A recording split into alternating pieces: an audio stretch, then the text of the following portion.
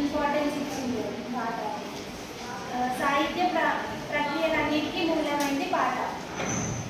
తెలుగు సాహిత్యంలో మొట్టమొదలు ఏంటంటే పాట అని కాదు. పాట అంటే తెలుగు సాహిత్యంలో ఆ మాట వస్తే ప్రపంచంలో ఏ భాష సాహిత్యంలోనైనా పాట అనేది మొదలు. లిపి ఏర్పడక ముందే మనిషి వేసిన మొదటి కొలికేది పాట. లిపి అంటే రాత ఏర్పడక ముందే మనిషి పద్యం తర్వాత గేయం వచ్చింది, గేయం తర్వాత కవిత్వం వచ్చింది. అంటే ఇప్పుడు మనం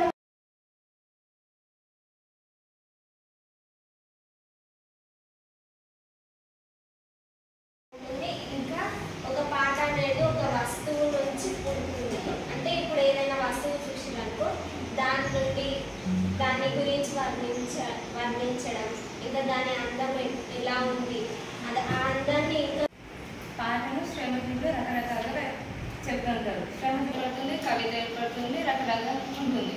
ఇక్కడ వారి దృష్టిలో పదం అంటే కైకట్టడం అనే అర్థం ఉంది, అది కానీ మరొక అర్థం ఉంది. Very good. శ్రమ ఇక్కడ పదం అంటే పాట అని అర్థం. పాట, గేయం రెండింటిని పర్యాయ పదాలుగా తీసుకుంటాం. ఎందుకంటే ఇవి కొంచెం వినడానికి ఒకే విధంగా ఉన్నా కానీ వేరు వేరు. పాట అనేది తెలుగు పదం, గేయం అనేది సంస్కృత పదం. గేయం అనేది ఏ విధంగా ఉంటుందంటే ఛందస్సు అంటే అందరికీ తెలుసు కదా, సూర్యగణాలు, ఇంద్రగణాలు వీటన్నిటితో కలిపి ఛందస్సు గేయం అనేది ఏర్పడుతుంది. పాట అనేది తెలుగు పదం. దీనికి ఖచ్చితంగా ఛందస్సు అవసరం అనేది ఉండకుండా ఉంటుంది, కానీ దాన్ని మనం కావాలనుకుంటే వాడుకోవచ్చు, లేకుంటే వదులుకోవచ్చు.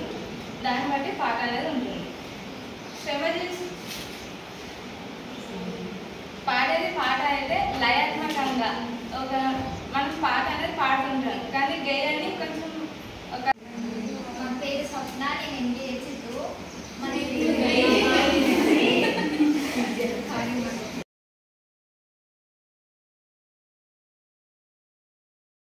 అంటే ఏంటిది, అది ఎక్కడి నుండి వచ్చింది, పాట యొక్క నిర్వచన లక్షణాలు నేర్చుకున్నాం కదా. ఇప్పుడు మన పాటలోని వస్తువు యొక్క ప్రాధాన్యత నేర్చుకుందాం. వస్తువు, రైటర్కి వస్తువు అనేది చాలా ఇంపార్టెంట్. ఈరోజు పాట అనే అంశం గురించి చెప్తున్నా. మనిషి జీవితంలో ఎంతో ప్రాముఖ్యత పొందింది పాట. తెలుగు సాహిత్య ప్రక్రియలన్నింటిలోనూ మూలమైనది పాట. ఇంకా తెలుగు సాహిత్యానికి వస్తే, ఆ మాటకు వస్తే, ఈ ప్రపంచంలో ఏ భాష సాహిత్యంలోనైనా పాట అనేది మొదటి స్థానంలో ఉంటుంది.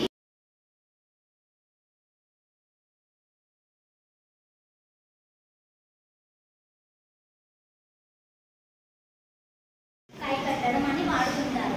సో పదం పాడడం అంటే పదం పాడడం అంటే పాట పాడడం అని అర్థం. పదం అంటే పాట, కై కట్టడం అంటే రెండు అర్థాలు ఉన్నాయి. ఒకటి కవిత,